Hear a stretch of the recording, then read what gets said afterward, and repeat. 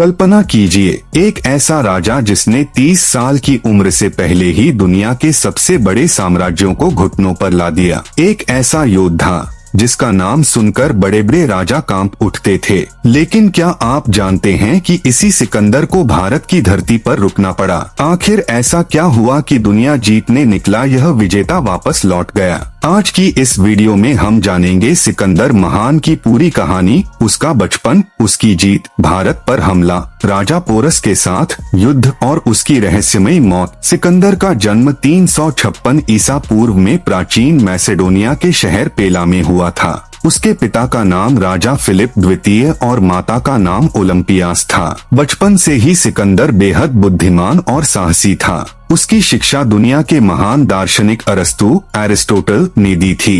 अरस्तु ने उसे केवल युद्ध ही नहीं बल्कि राजनीति, विज्ञान, दर्शन और नेतृत्व भी सिखाया। सिर्फ 20 वर्ष की उम्र में उसके पिता की हत्या हो गई और सिकंदर मैसेडोनिया का राजा बन गया। राजा बनते ही सिकंदर ने अपने पिता का अधूरा सपना पूरा करने का फैसला किया। उसने विशाल फारसी साम्राज्य पर हमला कर दिया। एक एक करके उसने एशिया माइनर, मिस्र, सीरिया और फारस जैसे शक्तिशाली राज्यों को हरा दिया। फारस के महान राजा डेरियस तृतीय को भी उसने पराजित कर दिया। इसके बाद सिकंदर का साम्राज्य यूरोप, अफ्रीका और एशिया तक फैल गया। इसी कारण उसे इतिहास के सबसे महान विजेताओं में गिना जाता है। लगातार जीत के बाद अब उसकी नजर भारत पर थी। उस समय भारत कई छोटे बड़े राज्यों में बंटा हुआ था। सिकंदर ने सबसे पहले उत्तर पश्चिम भारत में प्रवेश किया और कई छोटे राज्यों को अपने अधीन कर लिया। लेकिन आगे उसका सामना होने वाला था एक ऐसे राजा से जिसने इतिहास बदल दिया।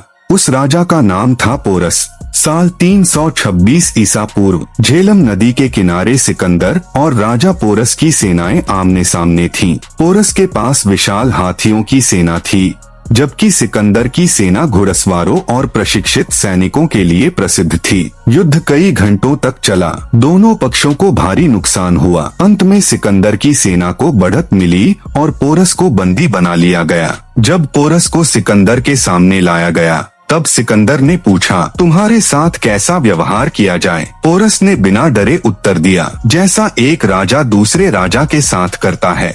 इस जवाब से सिकंदर इतना प्रभावित हुआ कि उसने पोरस को न केवल उसका राज्य वापस कर दिया बल्कि उसे और अधिक क्षेत्र भी सौंप दिए। आज भी यह घटना इतिहास की सबसे प्रसिद्ध घटनाओं में गिनी जाती है। यह सबसे बड़ा सवाल है। बहुत से लोग मानते हैं कि सिकंदर ने भारत जीत लिया था, लेकिन वास्तविकता यह है कि उसने केवल उत्तर पश्चिम भारत के कुछ हिस्सों तक ही अपनी पहुंच बनाई थी। जब उसकी सेना को पता चला कि आगे नंद साम्राज्य और गंगारिदाई जैसी शक्तिशाली सेनाएं हैं, जिनके पास हजारों हाथी और विशाल सेना है, तो सैनिकों ने आगे बढ़ने से इनकार कर दिया। वे कई वर्षों से लगातार युद्ध लड़ रहे थे और बेहद थक चुके थे।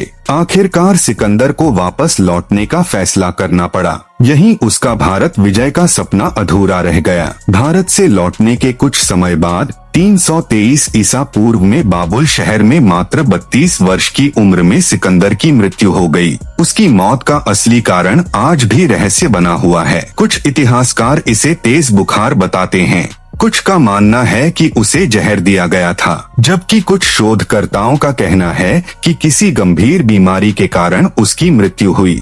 आज तक इस रहस्य का कोई निश्चित उत्तर नहीं मिल पाया है। सिकंदर महान निस्संदेह इतिहास का एक असाधारण विजेता था, लेकिन भारत की धरती पर उसकी यात्रा ने यह साबित किया कि हर विजेता की एक सीमा होती है। राजा पोरस की बहादुरी, भारतीय सेनाओं की शक्ति और उसकी अपनी सेना की थकान, इन सभी कारणों ने उसे वापस लौटने पर मजबूर कर दिया। इसीलिए आज भी इतिहास में यह सवाल पूछा जाता है, क्या सिकंदर महान सच में भारत जीत पाया था? आपकी राय क्या है? हमें कमेंट में जरूर बताइए। अगर आपको इतिहास की ऐसी ही सच्ची और रोमांचक कहानियाँ पसंद हैं, तो वीडियो को लाइक करें, चैनल को सब्सक्राइब करें और बेल आइकन जरूर दबाएं। धन्यवाद।